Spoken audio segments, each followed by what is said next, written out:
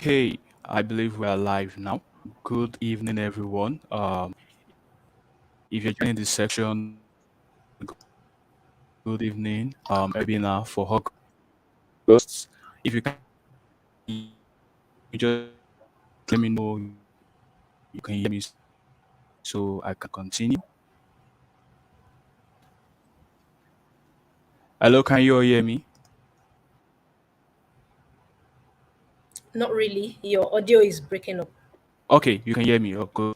So you all are welcome to Eco Innovation School webinar for August. I'm about to kick off this section now. A lot of people use Kende, you saying something? Oh, I said your audio was breaking up Hello, the other. Kende? Yes, can you hear me now? Okay, no problem. Yes, I can hear you. I can hear you. So just permit me to share my screen as we get started with the section. Just a minute. So I can share my screen.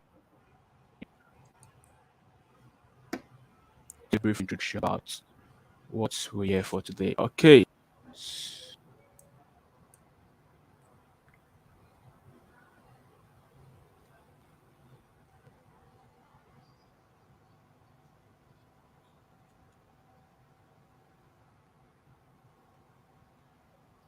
Okay, thank you.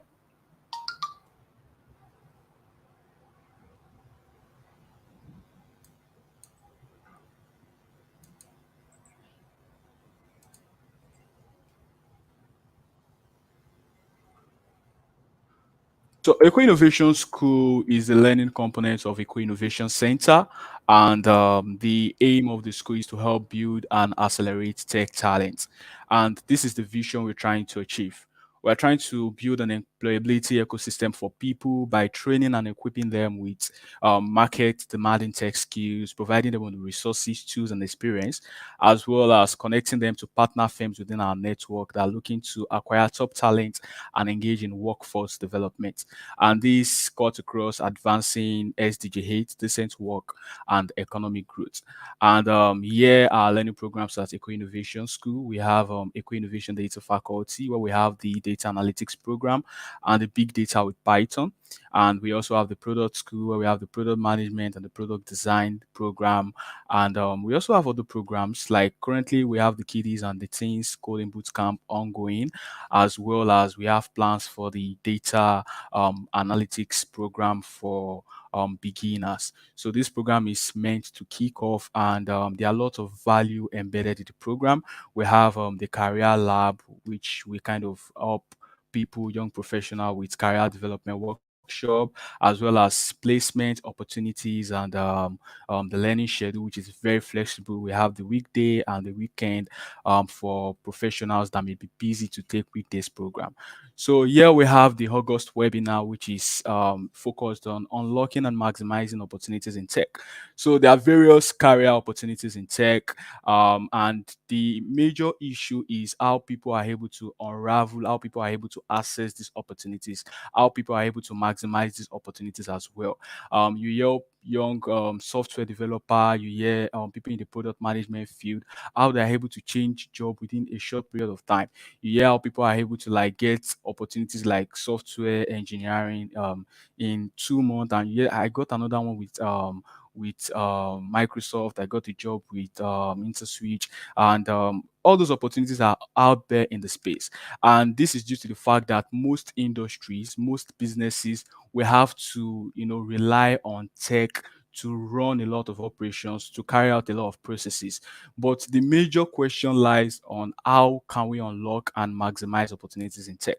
And that's why we've invited experts from various tech backgrounds.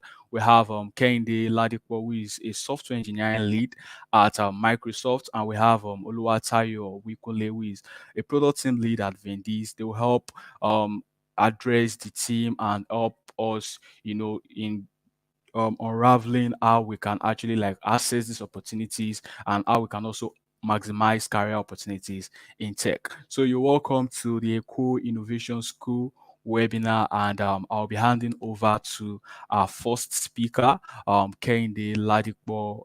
a software engineering lead at Microsoft. You're welcome, Kende. I think over to you now. Thank you.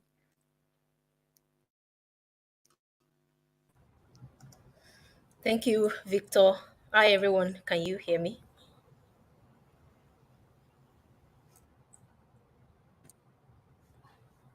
Can you hear me now? Yes, I can hear you. I can hear you, Kende. I can hear you. Okay, good.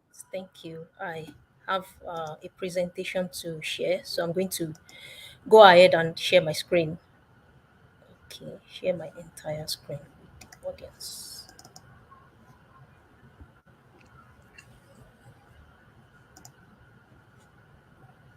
Share screen.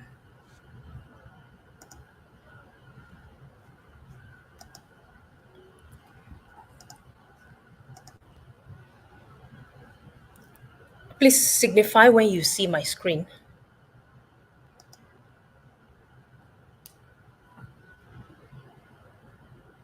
I can see your screen. Oh, great. Thank you. I I'm just going to start. So, hi everyone. Welcome again. Good to be here. I hope you're having a good weekend. So, my name is Kehinde Ladipo, and I'll be talking about unlocking and maximizing opportunities in tech. So, the agenda, I'll talk briefly about myself.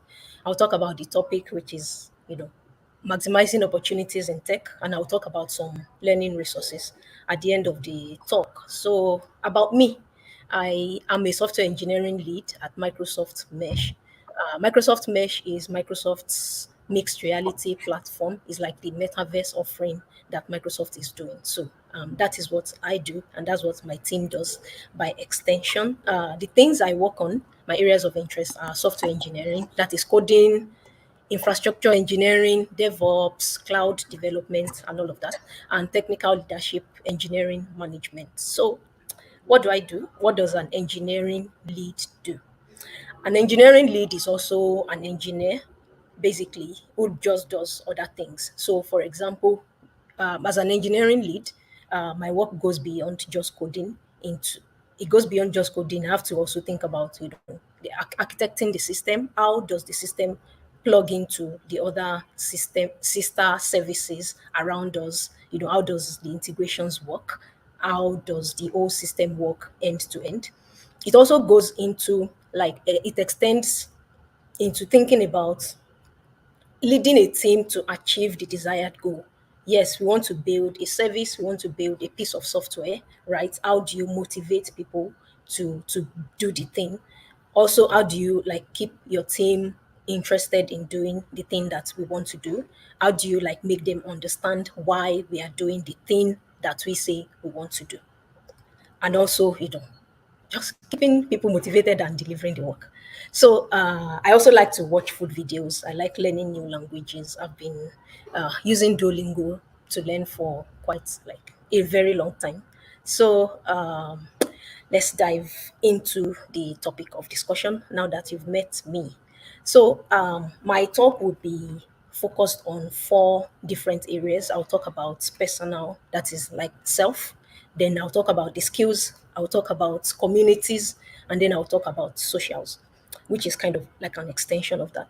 So, the first one is personal, and that is like self for the person who is doing the thing that you're talking about. So, you as a person pursuing a career in tech, or yeah, whatever career path you want to follow, but you are the person of interest here, you are the person who is doing all the work. So it's like very important to take care of yourself, very important to take care of your health, both physical health, mental health, exercising, whatever keeps your health up there. Very important to take care of your health. Also self-development, like find areas of interest, things that interest you, and follow that. Read books, not just books about tech now. Read books about different areas of life. I personally read books on about different things. I read about tech, I read about engineering management, I read about psychology, and I read fiction. Recently I'm reading a lot of African literature, which I find like very, very fascinating.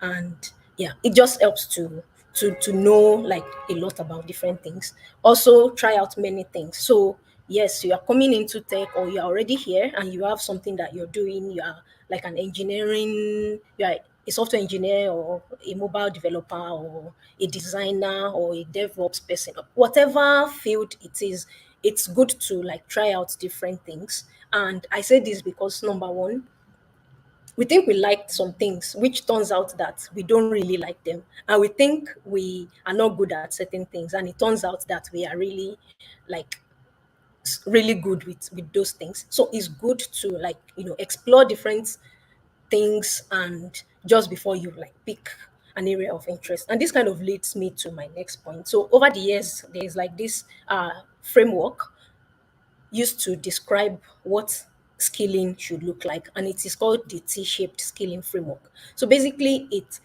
yes, as the name implies, the letter T, right? But it talks about having a breadth of experience and skills about a lot of things. So they are talking about metaverses, they are talking about Web3, they are talking about Bitcoin and blockchain and whatever. Yes, you are not a blockchain developer or a 3D person or a designer, but at least, to have some knowledge about what is going on in those different fields. It just might be something that interests you. So knowing about many things, that's the breadth of knowledge, and then going deep into very few things. So knowing very little about many things, but knowing so much about one thing. So that is like the T shaped. So it's good to be known as an expert in one thing, but you don't want to be an I. That is like you just know one thing about that thing so much, but it's good to know about many things. There's also this concept of like transferable skills. That is, knowledge from one endeavor or field, you're able to transfer it into other things. So that is basically the T shaped. And that takes us to the next section, which is skilling. So there are lots and lots of opportunities in tech, like we all know. I don't think it's like news at this time. Jobs are opening up by the minute, and even location is not much of a blocker anymore because of remote work. So people have access to jobs like all around the world. But a major impediment or blocker to getting those jobs is the level of skills that a person has. So it is like very, very important to skill up. Now, it's just saying skill up is so vague and not very descriptive. It is for you to who now wants to like go into a particular field or who is in a particular field already to know like what are the next steps, what are the next things I should be hearing. And one way of knowing about the next thing you should be learning about or the next area you can be looking into is by subscribing to maybe newsletters or looking out for news around what is happening in the industry. So as you're learning these things, also showcase yourself. If someone wants to hire for whatever role, right? And so there are two candidates. One has a portfolio, and a portfolio doesn't even have to be that elaborate, just something that has described practical and tangible things that show the kind of skills and what this person can do, right? And one person just has word of mouth. Yes, I can do this thing, but I can see tangible things that the other person can do. As the hiring manager, even if you are the hiring manager, I'm sure you'd go for the person who can like show the thing that they can do. And one way of doing that is by documenting and sharing learnings. So, yes, you took a course, you read a blog, you did something, or you just finished a course, you just learned a new skill. It's good to document and share that learning. And that is the advantage of doing that comes in two ways. The first one is for showcasing yourself, obviously, for people to see and to know that you're doing something, right? And the second is for you to also like solidify your knowledge of doing it. They say that one way of like knowing something better is by teaching it. So, for example, you learned something and you are writing about it. That means you must have internalized your knowledge that you acquired from learning the thing, right? And you have digested it, you are now putting it in your own words. So, it helps to know the thing better by teaching it to other people and sharing the learnings. So, yeah, skilling, there are lots of websites that we can get information about, you know, just courses and tutorials from. I'm going to share them at the end of the talk. Now, to the next section. If you want to go fast, go alone. If you want to go far, go together. So Africa is not just rich in its people and culture and natural resources, but like we have this fantastic way of going with words. So this proverb says, if you want to go far, go together. And it's what leads me to the next point, which is communities. Communities are a huge part of tech. It's harder for someone to just be on their own and really make so much impact. I'm not saying it's impossible. It might just be harder for the person. Personally, I was a student of computer science. I read computer science in school there, but that wasn't like enough motivation for me to want to pursue a career in engineering. It wasn't enough to just read computer science. The thing that really motivated me was going for Google Developer Groups programs. And Google Developer Groups has like lots of chapters in different universities. I used to attend a lot of GDG events then. I would attend all the events, all the tutorials, and all of that. And that kind of, piqued my interest in wanting to pursue a career in that field. And most importantly, I knew what engineering meant. I knew, like, what would I be doing if I was like pursuing a career in this field. So that was like enough motivation. Also, Microsoft Student Ambassador has a group, Ingressive for Good. There are countless of them out there to join. So it's better to just belong to these communities. Also, opportunities in terms of jobs and resources and all of that come in through these communities as well. So it's really good to join and belong to these communities. So second, GitHub bans and all of that. So yes, regardless of the kind of area you decide to go into as someone who is working in tech or as someone who already works in tech, uh, there are platforms or something that I can call a marketplace, not technically a marketplace, but there are platforms where you can showcase your work as someone who is working in tech. Like an engineer now, it's why won't you have a GitHub profile, for example, right? Where you push your work and samples and for people to see. Or someone who is a designer, there are lots of designers on Behance. You see people's design, you get design inspirations. And many people actually get jobs from these platforms as well. People who do data science, machine learning, and all of that, they put their work on Kaggle. There are lots of competitions on Kaggle as well that people see, and there is even like a leaderboard where you can see how well someone has done on a particular challenge, right? So if you want to hire someone who is doing data science, right, and you go through Kaggle, I'm sure you even know that you are sure of the kind of quality of skills that you're going to get. Another way of joining the communities by joining open source groups, joining open source projects as well. Um, yes, still on community. Another African proverb says that a single tree cannot make a forest. So it's just like very important. This is me reiterating how important it is to belong to a community. Now the last one is about socials. We are social beings. So humans are not designed to be alone. So it's very important to also like be social, and this also kind of ties to the community point. So everybody in tech knows the importance of having a LinkedIn profile. So very important to also have one if you don't. And write up the profile really well, have a solid profile. LinkedIn, there's the Nigerian tech Twitter as well. It's not a place that you can just join, but if you are on Twitter and you follow the right people, you have access to like things coming into the tech Twitter as well. A personal story for me is that my Microsoft job, actually, a recruiter from Microsoft reached out to me on LinkedIn, saw my profile, thought it was a good fit, and we spoke, and they said the rest is history. So it's like very important, not just for an engineer, but like everybody who works in tech. Put your work out there, have a solid profile. Also post demos and samples and projects for everywhere you have an account that has to do with showcasing or social. Post your work there.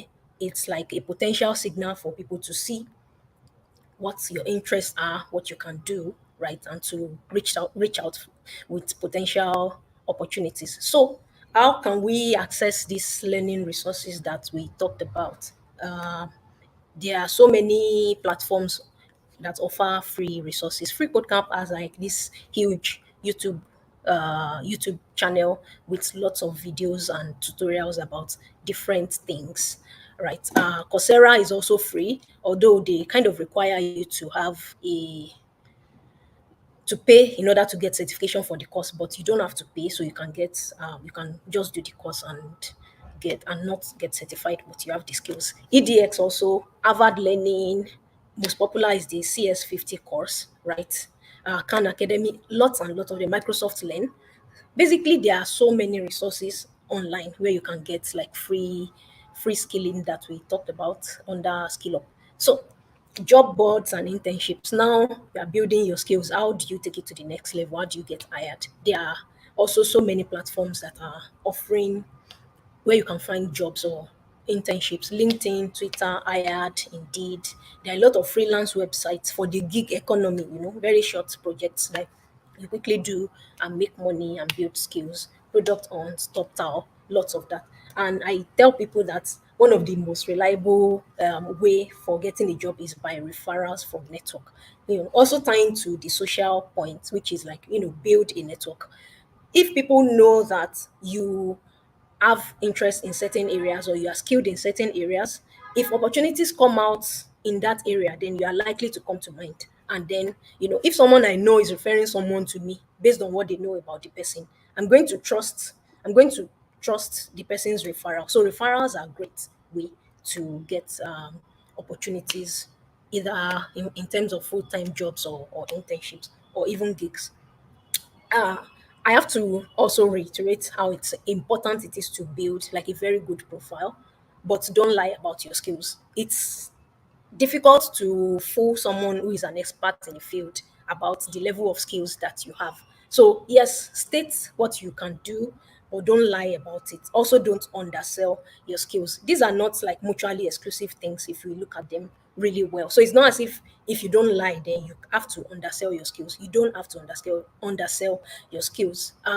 One example is okay, someone who just says, okay, I worked in with a team of five to build a mobile app, right? And it just doesn't tell me anything about what the person has done, for example. But if they say, okay, I built a shopping cart for something, something, something with a backend that does this, shopping cart that can retain the person's content even when they log in and log out.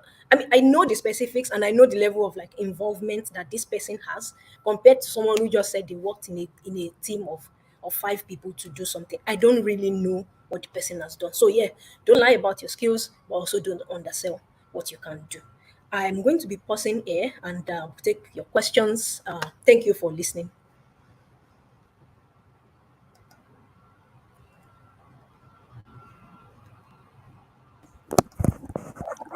All right. Thank you very much for that insightful and amazing section, Kende. I believe most of our audience have been able to like get insight as to the various components to unlocking and maximizing opportunities in tech. Kende talk about networking. She talked about the community. She also talked about selling your skill, but do not exaggerate or do not lie about what you're not capable about. And I believe have people on the section that would like to ask question. So if you have questions as it relates to what Kende has shared, coming to unlocking opportunities in tech. Kende is a software engineer. You can ask your question, drop your question in the chat section. We'll be here to like take questions. We'll be here to take questions.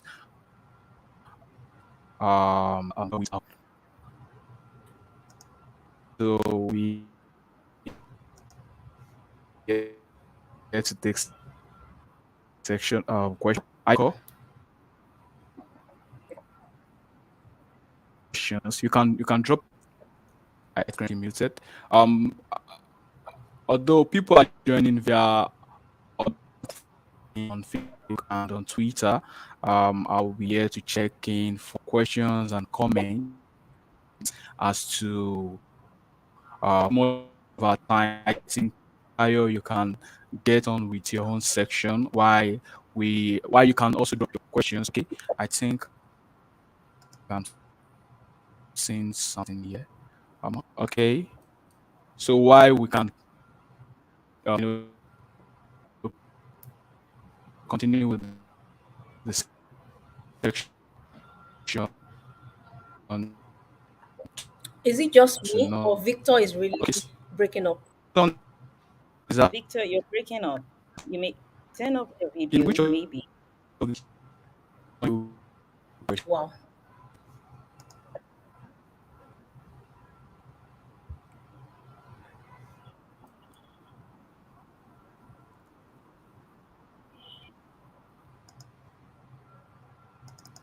Which of the IT skills does not involve coding and you can earn money, and which skills is the most selling now?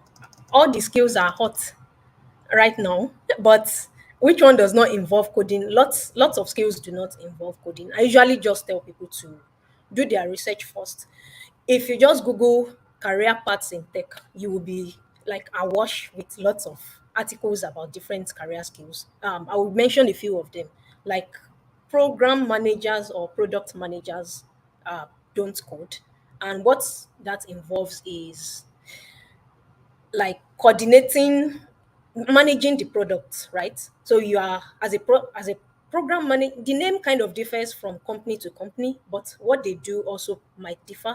But a generic description of what a PM does is they own the product. So let's say a PM for air meat, that is the product that we are using for this call, right?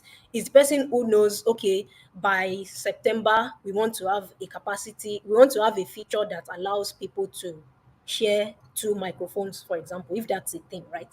And managing milestones for the product, and also managing engineers to see that we deliver on the timelines for the product. So managing features of the product. Maybe Tayo can describe that well, but there are different skills that don't require you to code. Please look out for them. I can share if I find one article. I'll share. This is a wonderful session and good initiative. Thank you.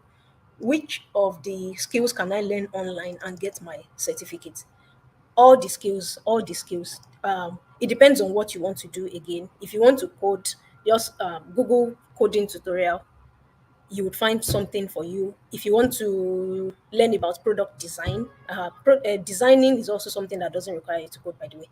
If you want to learn about designing, right, Google design tutorial. You will see like basic beginner level tutorials that will teach you how to do that.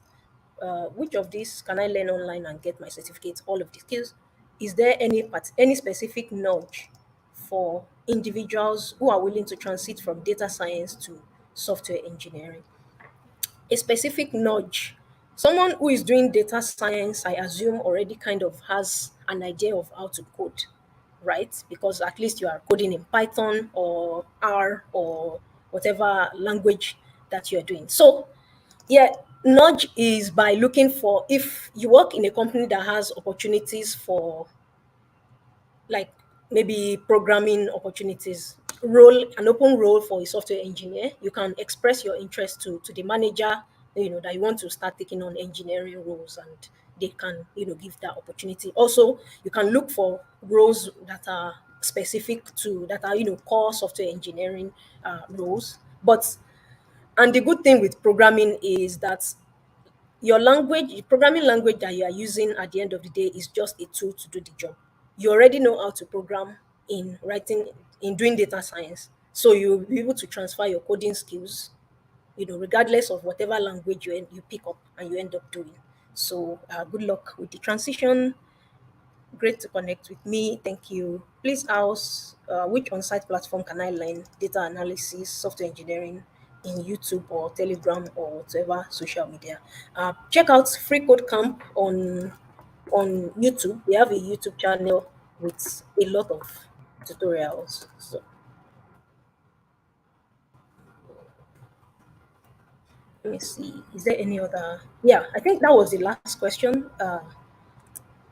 So is Victor back?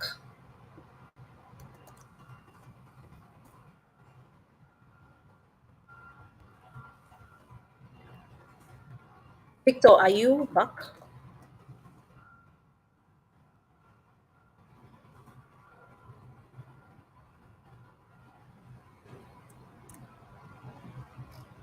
All right. Maybe Tayo. I don't know. Okay, I'd like to believe maybe Victor's net internet is playing tricks on him. So I'll jump on it. Thank you so much, Kehinde. That was very insightful, and it's as if you peeped into my notes today. So I'm just going to probably pick it up from where you stopped. And hi everyone, good evening. It's great to be here, and so I'll quickly share my screen. Please let me know. Please let me know once you can see my screen. Um, please let me know again once you can see my screen. Can you see my screen, please?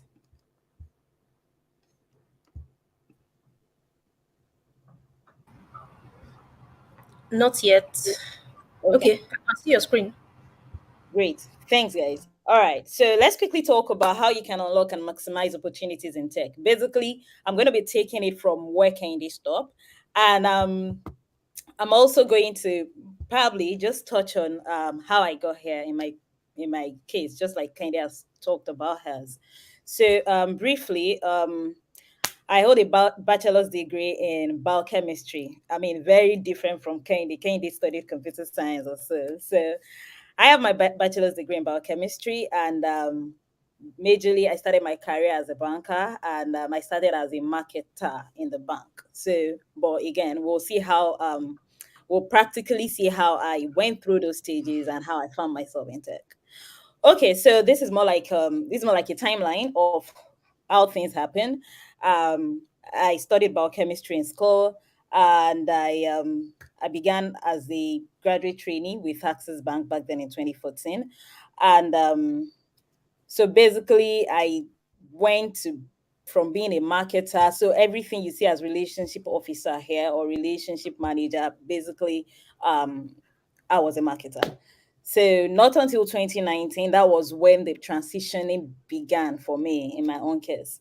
So that, however, having spent like 5 years in the bank, it still counts for something. And we're going to talk about how you're supposed to know how to interlink or how not to forget your past, how not to people run into errors of where I'm coming from has nothing to do with tech, so I won't even put it on my CV or I won't even ever talk about it. It also counts as something. So I'll tell you how you can merge your history or your stories in the past and how you can infuse it into your stories for the future. Okay, so 2019 was a touch point where I became a product manager with Access Bank again. I came back to Access Bank after I left Fidelity Bank. And then early 2021, I moved to InterSwitch, where I enjoyed the tech space more. I enjoyed the tech space. And today, in June 2022, that's about 2 or 3 months ago, I joined Vendy's as a product manager, senior product manager. I currently lead the product team at Vendy's. Okay, so basically, as a product manager or a team lead or at Vendis, what I do is majorly we build products, or maybe I should talk about what Vendis does. We build products to automate the restaurant industry or the food supply industry in Africa. And what that basically means is just like Candy was trying to explain the other time, I basically get to understand what your problem is, what the problem is, or the challenges you're facing. I listen to your frustrations. I'm able to take in all of those, your feedback and your frustration in your business, and we're able to come up with software solutions that meet that need. And as time goes ahead, we always keep in touch with our customers to understand what they need, how we can make their life better. So in summary, if I'm to explain what a product manager does, I would to a 5 year old, I would say we solve problems. We solve problems using software solutions. So basically, we solve problems in the African food supply industry to solve solutions for them. So that is what we do at Vendis, and that is what my role is. Okay, so let's talk about some hard facts about the tech industry.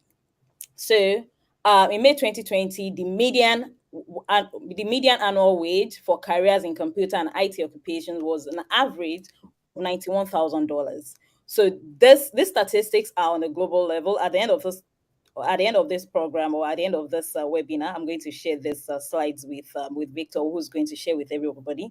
So I've embedded the source articles for these figures. They are all here, so we can all read and have a good idea or good understanding of what's currently going on.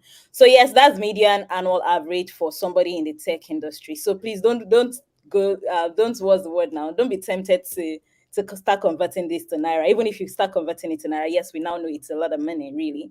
But on the average, it take and on the average $91,000.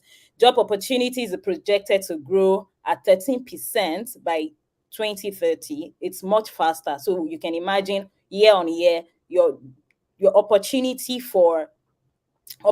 to find a job in the tech space is growing. So which means that there is a lot of opportunities out there. I'm sure that you probably know friends or have heard of friends who have three jobs at the same time. I mean, tell me about it. So it tells you that there are a lot of opportunities, a lot of jobs out there, but there are little or limited skills to fill those jobs. And also, there's projected to be 178,000 new tech jobs in 2022. Luckily for us, we're in 2022 today, and you and I we can even do a small research. As you're on your phone, you can just go on LinkedIn and probably put a tech skill or put backend developer and maybe attach a particular stack to it, or put product manager. You would see a lot of openings, a lot of vacancies all over the world. So it tells you that there are jobs everywhere. Also, in 2022, there were 3.6 million job postings in tech. Let's even leave it at the small research that we have done to say, let's even go on LinkedIn, or you go on Indeed or Glassdoor, on any other job platform. You will know that these are hard facts about working in tech. Okay, so now that we have established this fact, and I want to believe that some of us are on this call because we want to transition to tech. Some of us are probably young graduates. We don't even know our bearing just yet, and some of us are already professionals in the field. So I put together some things to note to be able to even unlock these opportunities. For me, it was would I say frustration, or out of there was this aspiration or motivation because I wanted more. It was out of curiosity that what more can I do? What more can I do other than being in sales? And trust me, sales isn't a bad thing. It's a very good. Some people are very very ardent and very successful at doing sales.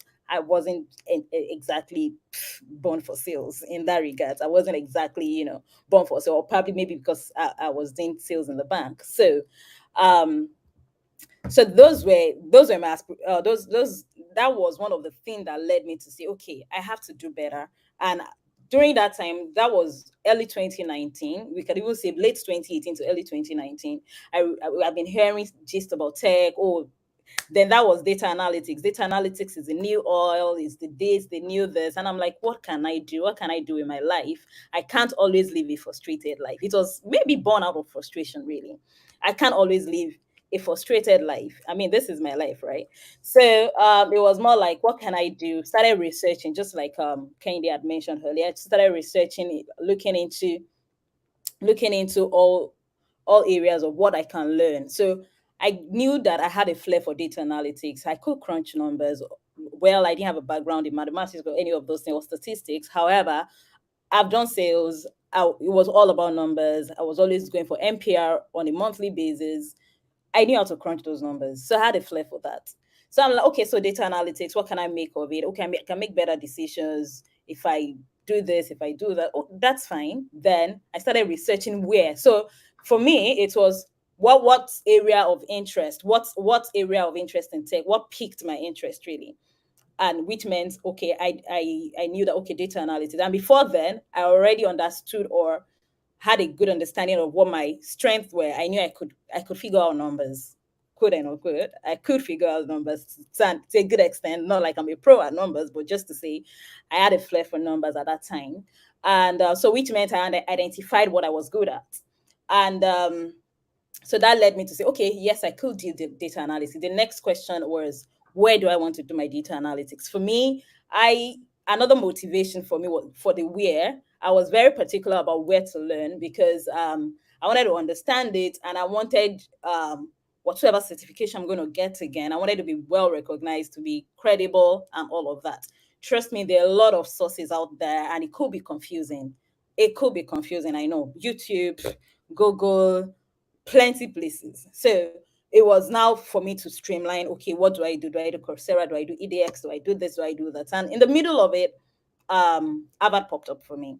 So I'm like, okay, even though it's very expensive, but I love the content. I loved what they were going to deliver to me. So I took a business analytics course.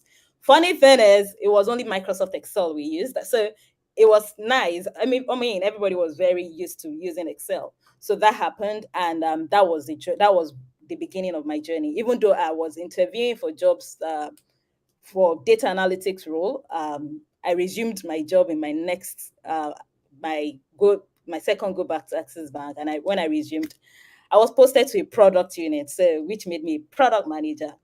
So that was how the switch began. And another thing that I need us to note, of course, I'm already talking about what I have on this slide. But another thing that really helped, you don't keep quiet. You don't keep quiet, one, and also you don't distance yourself from people. People who are bound to help you are usually, if you're a good person, are usually in your circle of influence. People who are bound to help you, or who are bound to speak up for you, are usually in your circle of influence. One of the major challenges for people wanting to transition is that most organizations, or most employers, or some head of department or hiring managers, they find it difficult to place a bet on you because you haven't had that experience before. And they find it hard to place a bet on you because you haven't had that experience before, and they probably just need somebody to hit the ground running. So let me take, for example, when I first did a switch to a back office, away from sales to to my first product management role, I made some sacrifices. Not to say that everybody needs to make some sacrifices.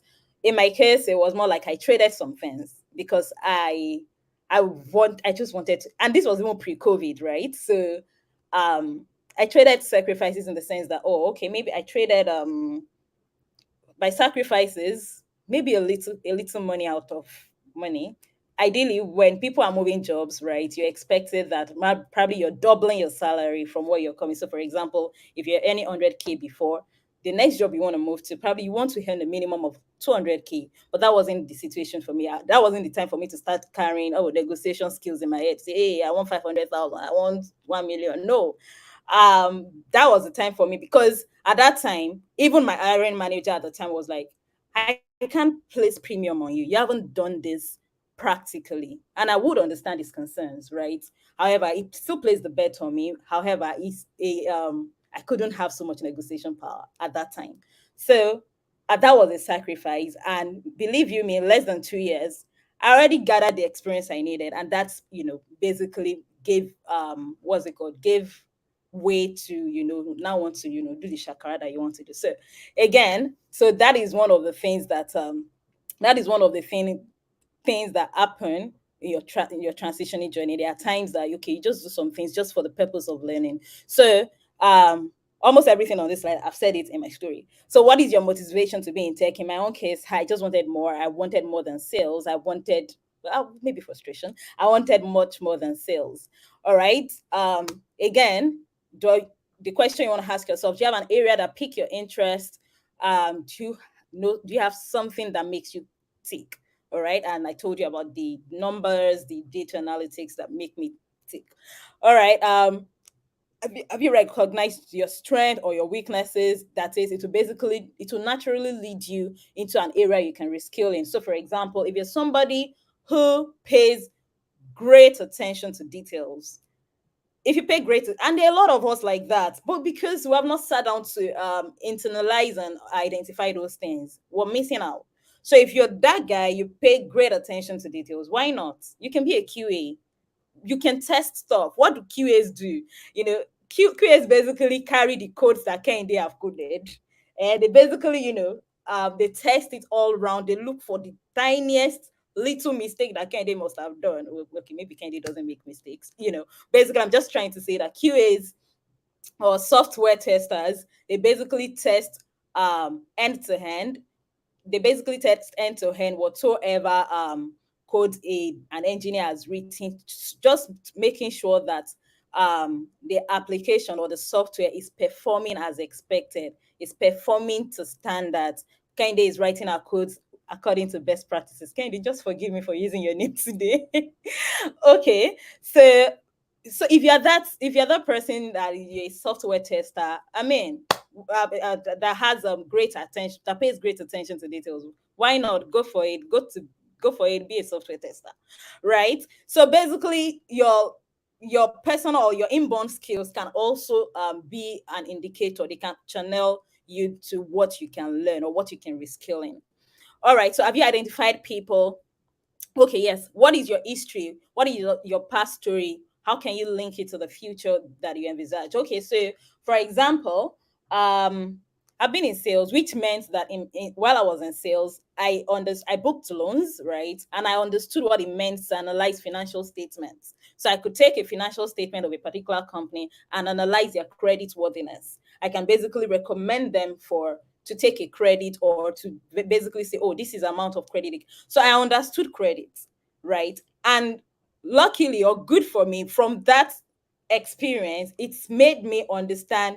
When I got into product management, I knew how a credit engine should work. I knew the business rules that should stand, or I knew the basic tenets of credit to say, okay, before we can, whenever we're creating this model for this particular software, so you want to take a loan on QuickTeller today, we basically would have a team to sit down to say, this are the criteria, or are the rules to be able to ascertain whether Daniel can take a credit on QuickTeller, or Daniel can take a credit on maybe Carbon. Let's say you're a product manager for Carbon. So you see how my experience as a salesperson who booked loan for customer that year can easily help me in writing good requirements or good requirements to build a credit engine, or a credit score engine in software products. So basically, what you have done in the past, please do not ever neglect it. It's always useful. It's always useful. Just be able to corroborate your story. Have you identified people in the roles you want to be in? You necessarily need to identify people. That's the importance of community. Candy has touched a lot on that, so I'm not going to sit on it again. Do not stop talking about it. Talk to people. Talk to people. Never let people. And again, Candy mentioned about referral. My industry job was from a referral, right? So somebody can easily, place a bet on you because you're a good person. You have to be a good person, actually. You have to be good at your job, all right? So your past dedication and diligence in your past working place, or may not even be working place. It could just be you pay somebody who has noticed how diligent you are, or how much of a go-getter you are at doing stuff, and they will just put in a word for you. So it is very important that you don't stop talking about what you want. You're always and you don't forget about your friends. Still be in their faces. You don't know who can always talk good about you in any way. All I can say for myself, from the time I started working since after graduation, all the jobs I've gotten, they were referrals till date. Yes, they were referrals. Now that I'm even thinking about it, everything, they were referrals. Not to say I don't apply for those jobs, but I applied because somebody has spoken about me before. So it is very important that do not forget your people, or do not forget your circle of friends. They may not be in tech really, but they could put in a word for you. Again, be open to taking marketing challenges and internship work, in the sense that it could be a gig work, and it would help you learn a lot. And I did this a lot. I must tell you the truth. It was inconvenient. There were days. I mean, if you have a full-time job, having to think of, a work you're doing pro bono for, or you're doing, or maybe it's even a small gig, and they're not even paying. You're working with a senior person to say, let me just, even if it's documentation, I want to understand how to do this. I want to understand how to do that. Be open to do, especially because it's for learning. Again, this stage is for you to learn, and not to say, until you pay me 4 billion naira, I will not do work for you. Okay, the entire goal at this stage is for you to learn, not entirely for the money. All right. Breaking to tech is a lot of sacrifice. Okay, we've talked about that, and that is where it is very important that if you can have a roadmap to say, in another 6 months, I want to have been in tech.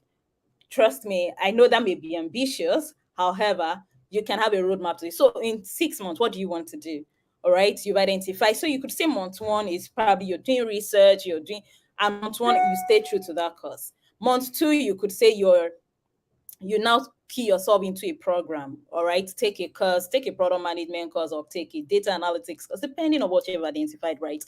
Take that in 3 months, maybe, and the next 3 months or the next 2 months you're interning with people, or you're basically learning. It is very important that you don't it's very important that you have a focus, you have, or else it would wear you out. And you have to be also diligent and at keeping these things. Also, always have a portfolio handy. So I see a lot of people, you do not even have somewhere that I can even learn or read about you. Your LinkedIn is as dry as anything. And a lot of people are saying, oh, LinkedIn is LinkedIn is calm. There are a lot of people lying. Yes, there are a lot of people lying on LinkedIn. Also, there are a lot of people saying the truth on LinkedIn. Why you don't you belong to those kind of people that are saying the truth, right? Tell us what you think. So you're taking a Google Analytics course, or Google Data Analytics on Coursera. Tell us what the challenges you're facing, or tell us how your thinking process is. So, for example, 2023 elections is coming. You're taking a course on Google Analysis. Why don't you tell us some things that would you're predicting some scores? Or BB Niger is going on. Why don't you do some analysis of of the votes, and I don't want BB Niger, but basically you get the gist, right? So why don't you tell us things? So it basically, if I'm a hiring manager and I look at your profile, I want to basically say, oh, how is Candy thinking? Candy, forgive me, your name is what I'm using today throughout. You know, how is Candy thinking about situations like this? Even again, there's no right or wrong answers, right? I just want to see your thought process. So you don't know. People are looking, people are seeing things about you. People are, and that they are taking short notes. When I'm in interview panels and I'm trying to talk to candidates, another thing that comes to mind is I just want to see the process of how this person is thinking. If you like, be dropping professional jargons, be dropping keywords. It's fine. I love it. However, I just basically want to ask you a question of, how do you handle this? How do you handle a fight between yourself and a developer? How do you, well, that happens in product management a lot. How do you prioritize stuff? How do you so basic stuff. So I would if I could have gone to your LinkedIn profile just to see maybe your posts. And if you don't have posts, I won't make an impression. I won't make judgments about you. But I will ask you during the interview, how do you do this? What do you think about the BB Niger? Or maybe there was a, or maybe there's a poll going on in the country. I just want to see how you're able to tie what job you want to come and do. How you're able to tie the knots to what's currently happening today. Okay, so always have a portfolio handy. If you're not posting on LinkedIn, have a Google website or a Google site. It's free. I mean, just go to the left or the right hand of your Google Chrome profile one day, look at all the products that Google has listed there, you'll see sites, and you create a portfolio website for yourself. It's free. Put it on your LinkedIn, put it on your Twitter, put it on your CV. So, because some people are not comfortable putting some gigs that they've done, maybe some freelance gigs that they've done, they're probably not comfortable with putting it in their CV. Put it on your portfolio, let people know about it, that you have done it. I mean, you poured your heart to do it and you did it. So it's something you did, you should be proud of. All right. So these are other these are other job roles that doesn't require coding. I think somebody mentioned it while Kenny was talking, and I just quickly needed to add this line. So you can be a program manager. You've heard about being program manager or a scrum master. You probably have heard of it. So you could Google them more. Talk about product managers. I don't code, but I may start coding soon. But I don't code. But generally, I don't code. Product managers, product owners, and again, the journey into tech, you're consistently open to learning. You're consistently open to learn. It's just, I can't overemphasize it. You just have to open yourself to learning. You can be a UX researcher or a UX analyst. You can be a data analyst. You can be a QA. You can be a product designer. A lot of other roles that I'm sure I'm not even thinking of right now are open to you to break into tech, and you also have to embrace constant learning. Okay, so This basically brings me to the end of my presentation. I'm very, very mindful of time. And here is where I'll be open to taking questions. Anybody has a question for me, I'll be happy to answer them. I'll be happy to answer them right away. And so, thank you. Victor, this is back to you. All right. Thank you very much, Tayo. Just help me confirm if you can hear me, please. I can hear you loud and clear. Hear me? I can hear All you. right. All right. Thank you. Yeah. So that's really an insightful and intriguing section from Tayo. As in, you really gave us a lot in turning into tech and unlocking opportunities in tech, and even maximizing opportunities in tech. And people on LinkedIn, people on Twitter has been dropping questions as to some of the things you kind of highlighted in your section. But before then, there was a question that I think we kind of missed out. It's not on Airmeet. The question was actually directed to Kehinde. I don't know if Kehinde is still on the call. Someone is asking, my question is it professional to showcase your work across different fields? Kehinde, okay, Kehinde is there. Thank you. Is it professional to showcase your work across different fields in the tech space? And what is the professional way to do that? Is it professional to showcase your work across different fields in the tech space? And what is the professional way to do that? I don't know if Kehinde is there. Probably you can give clarity to that question. Yes, it's professional to do that. It's not just professional, it's recommended to showcase your work. The different things you are trying out. You don't know. Sometimes, people even get interested in something you are doing, and it can be like the road to something even bigger. So, yes, it's absolutely recommended to showcase your work. What is the professional way to do that? It depends on the field you're in. Different fields have different places where they showcase their work. For example, you're an engineer who has written code to do something.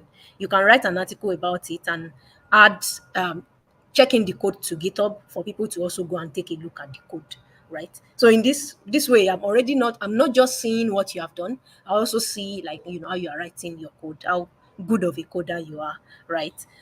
If you have done a design, you have this design, maybe you did a proof of concept, or you did like a brand design for something, for a company, maybe a fictitious company, for example, right? All designers have profiles on Behance where they put all their designs and stuff. So Behance will be like a very good place to go and put your designs, where it is going to be discoverable. It can be linked to you. You can also connect. In fact, you can even get feedback from other developer designers in the field. And yeah, so depending on, different fields have different places where they showcase their work. So yeah, you can find out which one applies. If this person tells me their discipline, I may be able to suggest. But yeah, it's the short answer to the question is yes.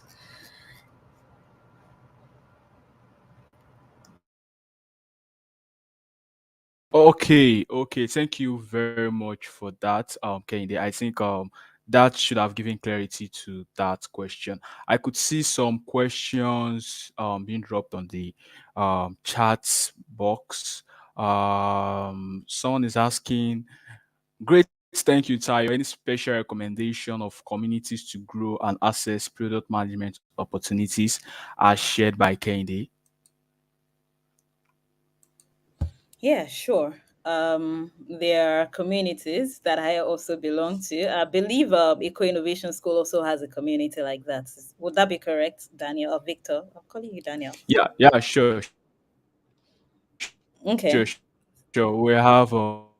a community for people that want to learn product management, where we help them to access fields, whether data analytics, whether product management.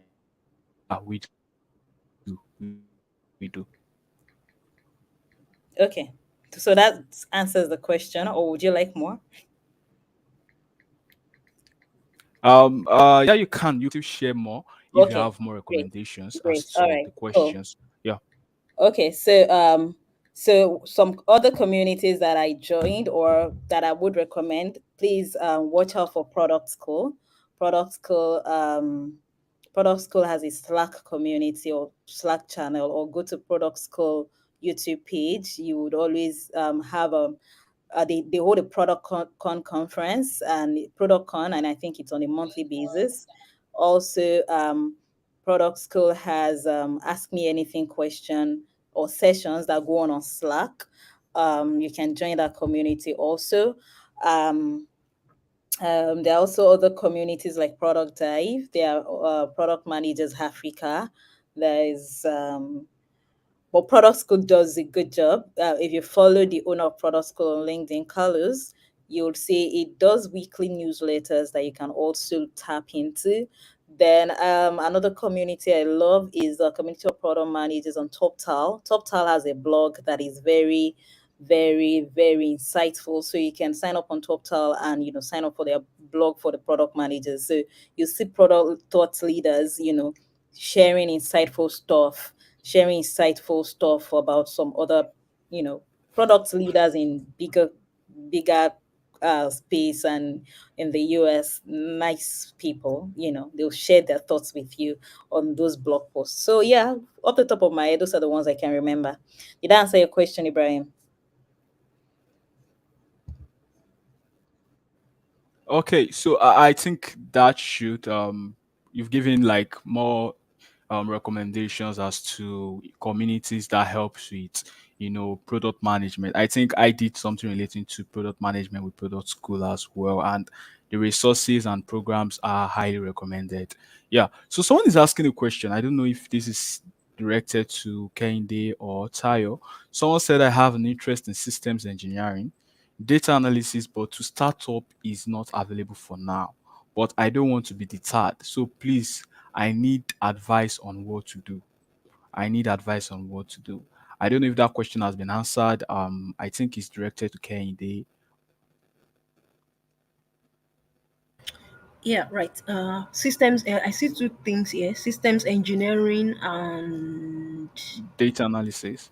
data analysis. So a good place to start would also be looking up tutorials on data analytics, for example, beginner tutorials, like journey of 1,000 miles, they say, right? So take beginner tutorials, do sample projects. Also look out for maybe if someone that you know that already does data analysis, follow them on Twitter. If you know someone who is doing data analysis, follow them. If you know a data analysis group, follow them. Basically, just try to join the community. So from time to time, they can drop challenge of, okay, so I want to see who is analyzing data. And like the example Tayo suggested, you can also do an analysis around things that are happening around us daily, right? Elections are coming up. You can test for sentiment. What are people saying about this certain candidate, right? BB Niger, who is the favored housemate right now. These are live scenarios. So it doesn't have to be something so sophisticated. It can be very simple, but also like equally impactful projects. And when people see this, they know that at least this person, has an idea of what they are doing, and it can lead to even bigger opportunities. So yeah.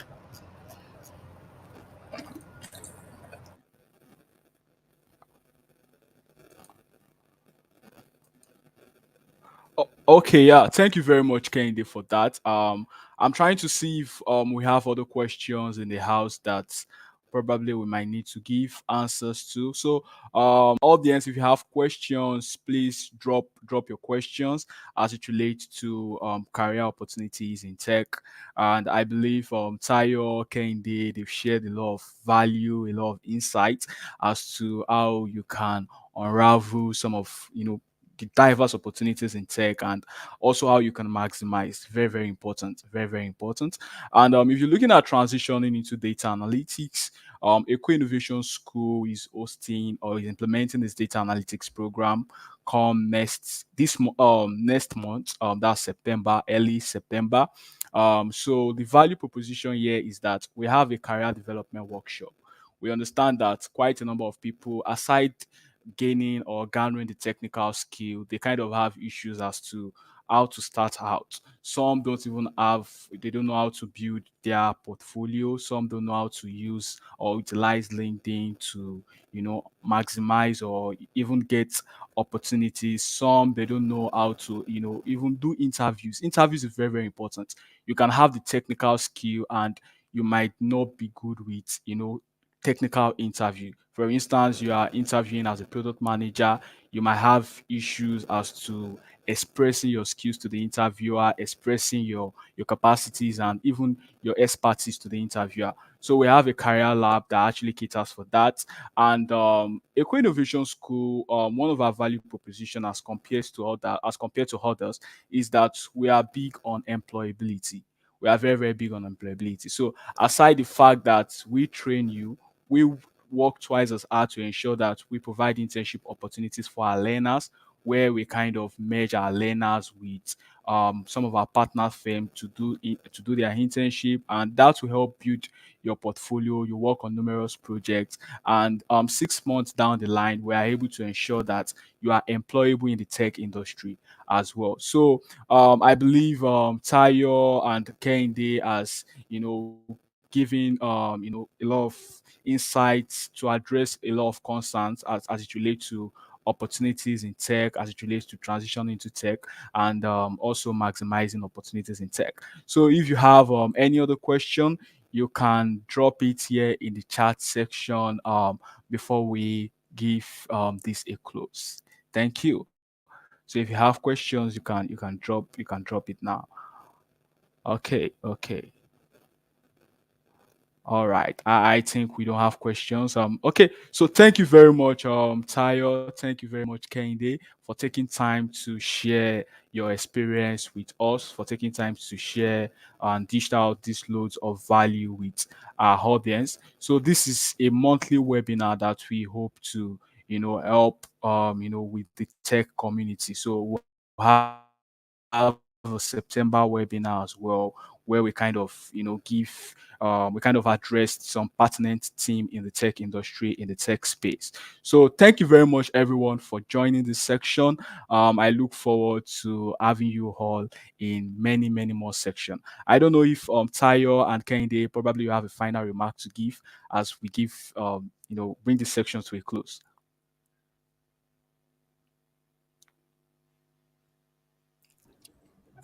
For me, I don't have any other thing, but I'm hopeful that we'll still talk in the near future. Nothing again to add. Okay, thank you. What about Kende? Yeah, I'll just say thank you for having me and the audience as well. I've learned also, in this session. So thanks, everyone. Have a good weekend. All right. Thank you very much, everyone. Have a great weekend and see you in our next section. Bye.